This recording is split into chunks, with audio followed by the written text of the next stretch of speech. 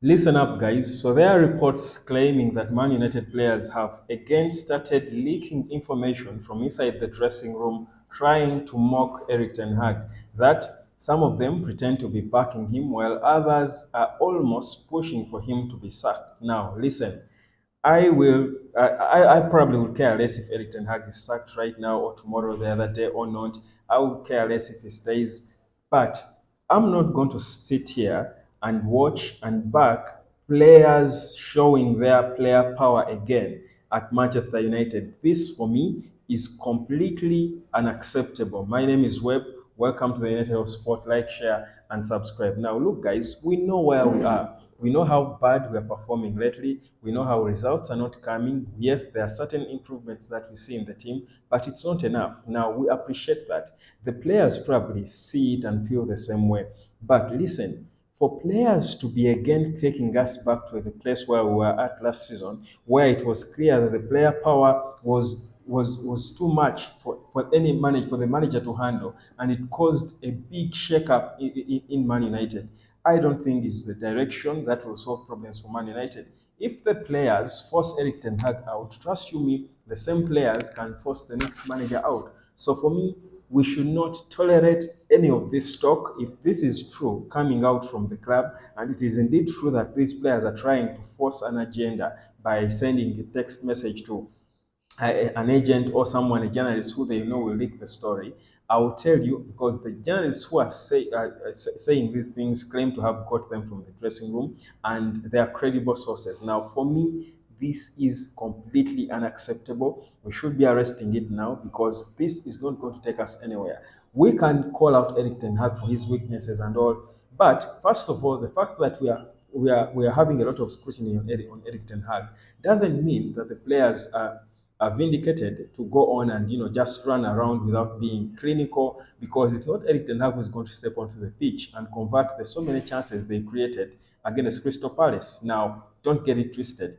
Eric Ten Hag has his share of the blame, probably the biggest part of it, and I've been consistently here saying that. But it doesn't mean the players have no blame at all. But also the players in themselves do not have any right at all to come out there. Man United players more so do not have any right at all to try now and push an agenda from within themselves to force the manager out, because it will only take us back to square one where we are for seasons before. We know how it happened with Ole Gunnar Solskjaer, how against I think an obliteration. I think it was a difficult game where he had to go in the dressing room and ask the players whether they wanted to play or not. I think it was against Liverpool.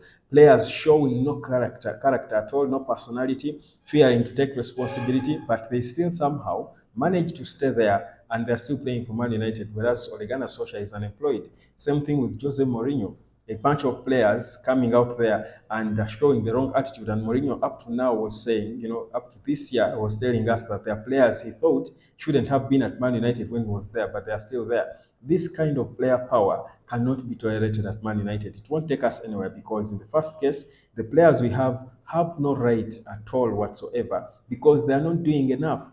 I'm being honest, if I'm being honest with you. And of course, I've used Marcus Rashford and Casemiro in my thumbnail, but not to mean that they are the players leaking this information. Of course, we know who they are, but like I said, this is not the time to point fingers and try to start disorganizing players. More so, they cannot start disorganizing themselves by being the ones at the helm of leaking information from within the dressing room. Now, these leaks coming in from the dressing room, for me, are the biggest sign of a team disjointed. This show you a team disjointed. You don't see this happening at Arsenal. Of course, you don't see this happening at Man City. Of course, they will tell you these things happen to a club that's not winning games. Arsenal and Man City are winning games. If United starts winning games, no one will be leaking information from within. But regardless, if we are trying to correct the wrongs that have made us be in the situation we are in now, we cannot be doing more wrong. Two wrongs don't make it right. We are in a wrong position by doing and facilitating more wrong things, especially from the players themselves who should be focusing on performing better, on earning every penny they earn. I think for me does not take us anywhere. It's sad, it's terrible. Now the other thing I won't tolerate is the collective British media, propaganda they have started to try and push Eric Ten Hag out of Man United. Listen, if Eric Ten Hag is going to leave Man United, it should be from a sober point, not from a place of collective media ganging up against him because they have never liked him anyway, because they were I think, disappointed by Sir Jim Ratcliffe, who did not kowtow to their puhu and sack him, but rather gave him a contract extension. Back then, when everyone thought he was going to be sacked, the British media have since the start not been fans of Eric Ten Hag. He's probably not attracted a lot of love and and adoration from them and from many of us probably, but that doesn't mean we should be mean on him. This respect Eric Ten Hag is the manager of Man United, has got us from somewhere. Even if he was sacked today, for me, it should be in a respectable manner, part ways, not sack, part ways with him. In this day and age, it is very inhuman for you to work with someone and you say you've sacked them. I think it's even the wrong language. It's parting ways with him. That's respect there. That's mutual respect there, because this is a guy who has won 2 titles in his first 2 seasons with Man United. Sir Alex Ferguson the Great did not do that. This is a guy who has inherited a rotten club that has failed since the greatest manager in the history of the game. So he's got to get some respect, even if perhaps we feel he's not good enough. And it's not even the point I'm here trying to talk about here. We've got to have a certain respect. But the way British media are ganging up against him, comparing him to Gary Neville's spell at Valencia, attacking his bald head. There's an article I saw of people trying to attack him and abuse him because of his bald head, attacking now the person in him, in Eric Ten Hag. For me, there is no class in that. We cannot be that. We cannot go so raw, stoop so low, and go so raw like that when it comes to the Eric Ten Hag situation. I think he has done good. I think he has done decent. Whether it's not good enough, that's another day. There are managers who have won titles before, and the following season they are sacked.